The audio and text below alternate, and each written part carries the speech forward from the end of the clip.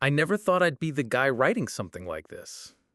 Honestly, I used to scroll through Reddit, see these long posts about affairs and betrayals, and think, damn, glad that's not me.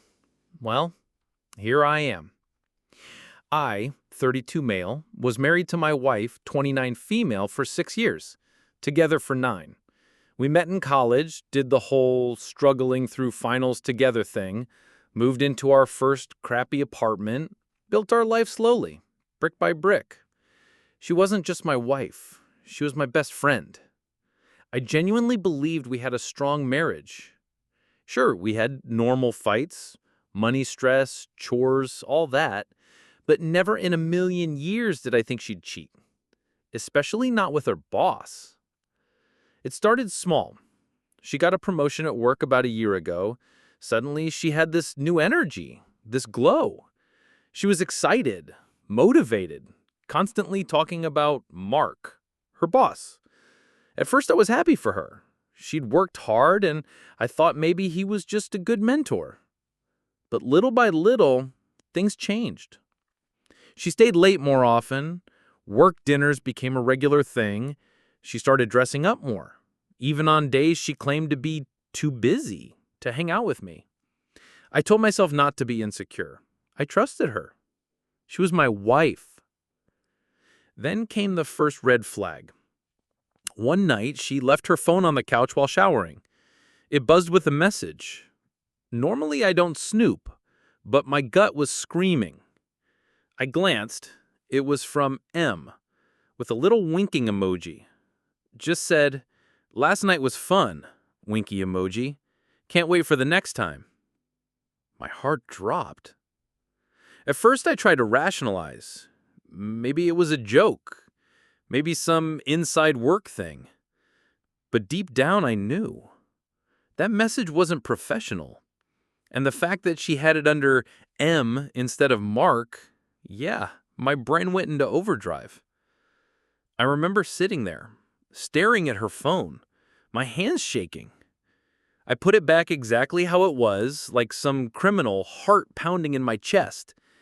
She came out of the shower all smiles, kissed me on the cheek, and I swear I felt sick. I didn't confront her that night. Instead, I lay awake while she slept beside me, my brain spinning.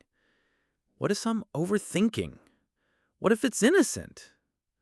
But what if it's not? The next few weeks were hell. She started guarding her phone more closely, always putting it face down, always locking it even if she left the room for 30 seconds. When I casually asked about Mark, she'd roll her eyes and say, "Oh my God, you're jealous of my boss now? Don't be ridiculous." But the thing is, she was different. She stopped laughing at my dumb jokes, stopped asking about my day. We barely had sex anymore. And when we did, it felt mechanical, like she was somewhere else in her head. One night, she told me she had a late work meeting. I decided to test her. I drove by her office around 10 p.m. Her car wasn't there. My stomach dropped. When she got home past midnight, I asked how the meeting went. She looked me dead in the eye and said, "It was fine, long but productive." That was the moment I knew. She was lying, straight to my face. I wish I could say I handled it maturely, but honestly, I turned into a detective. I checked our phone bill, and there it was, endless calls and texts to the same number, often late at night. I saved the number and called it from my phone one afternoon. Guess who picked up? Mark. My blood ran cold. I hung up immediately, my hands sweating.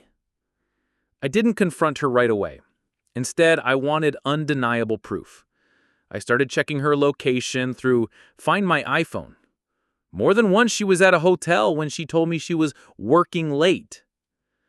The final nail in the coffin? I found a receipt in her purse for a hotel bar. 2 drinks, 1 room charge. Date and time matched one of those late meetings. That night, I confronted her. My voice was shaking as I asked, "Are you sleeping with Mark?" Her face went pale. Then she laughed, actually laughed, and said, "You're insane. He's my boss. Why would you even say that?" I pulled out the receipt, slapped it on the table. Her smile vanished. She froze, then said the line I'll never forget. "It's not what it looks like." When she said, "It's not what it looks like," something inside me broke. I wasn't even angry in that moment. I was just numb. I told her to explain. She stammered, tried to come up with some excuse, but the words weren't landing. I could see it in her eyes. The guilt was written all over her face. Finally, after a long silence, she whispered, "Okay, yes, I slept with him. But it was a mistake. It only happened once." That was a lie. I knew it the second she said it.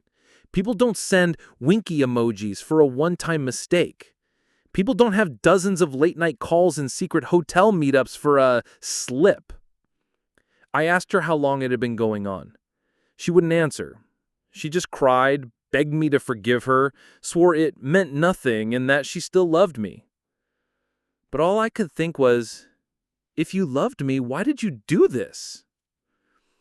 I spent that night on the couch, staring at the ceiling. Every memory of our marriage, every kiss, every "I love you" suddenly felt fake, contaminated. The next few weeks were a blur. She promised she'd cut him off, said she'd quit her job, go to counseling, do whatever it took. But her actions didn't match her words. I'd catch her texting him at odd hours. She started going for walks where she'd conveniently disappear for an hour with her phone. I realized I couldn't live like this. Constantly paranoid, constantly checking, constantly doubting. The worst part? Mark was married too. I found his wife on Facebook. For days I debated whether to tell her. In the end, I did. I sent her screenshots of everything. She thanked me, and then blocked me. I don't know what happened on her end, but at least she knew. As for my wife, the more I pulled away, the harder she tried to win me back. But it wasn't love anymore. It was guilt, desperation. She wasn't sorry for betraying me. She was sorry for getting caught. One night, after another screaming fight, I told her I wanted a divorce.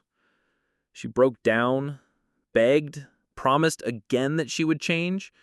But by then, my heart was gone. I'd spent months living with suspicion, anger, heartbreak. There was nothing left to save. We filed for a divorce a few months later.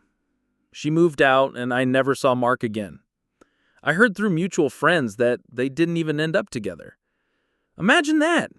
She destroyed our marriage for a guy who never wanted more than a fling. It's been over a year now. I'm still healing.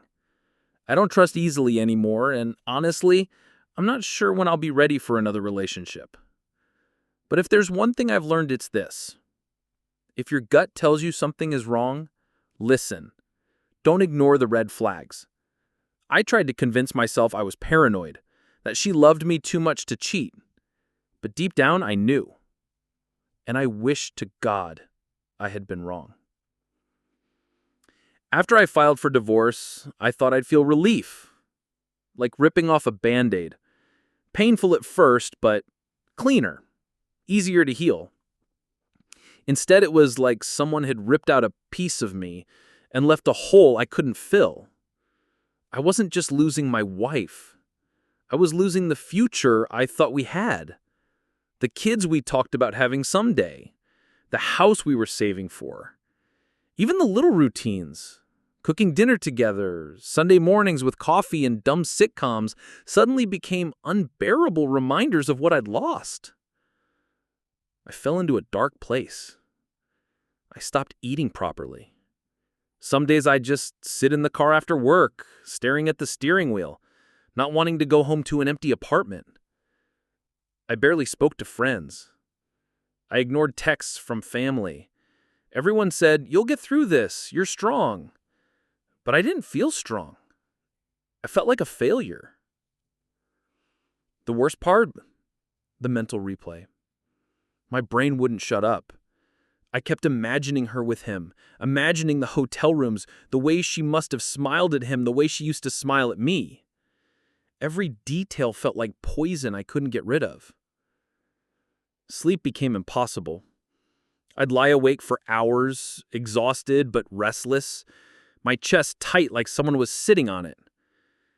I'd grab my phone, tempted to text her, just to yell, just to ask why. But what good would it do? She made her choice. Eventually, people found out. You can't hide a divorce forever. My parents were devastated. They loved her like a daughter. My mom actually cried, saying, "But she was perfect for you."